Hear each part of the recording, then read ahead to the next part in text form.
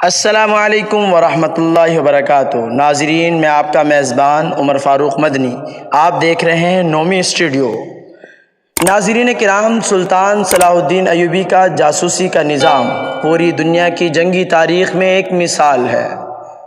سلطان صلاح الدین ایوبی نے فرمایا تھا، اگر آپ دشمن کا ایک جاسوس پکڑ کے مار دو تو سمجھو آپ نے دشمن کے 1000 جنگجو مار دیے۔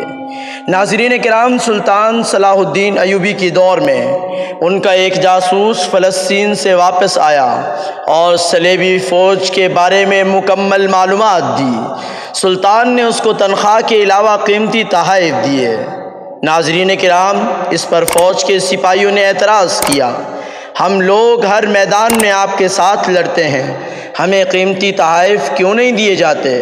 تو سلطان نے جواب دیا، اور یہ جواب تاریخ میں نقش ہے کہ جب آپ لوگ لڑتے ہیں تو میں آپ کے ساتھ ہوتا ہوں، اگر آپ لوگ شہید ہو جائیں تو آپ کو یقین ہے کہ آپ کا جنازہ بھی پڑھایا جائے گا اور قبر بھی نصیب ہوگی۔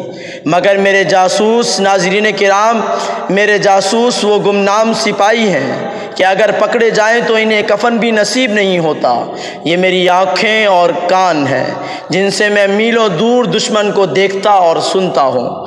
اگر یہ چاہیں تو اپنے ایمان کا سودا کر کے میرے لیے شکست کا باعث بن سکتے ہیں، مگر وطن سے دور دشمن کے اندر رہ کر یہ لوگ اپنا ایمان نہیں بیچتے اور محمد صلی اللہ علیہ وسلم کے دین کے لیے اپنی جان ہر وقت ہتھیلی پر رکھتے ہیں۔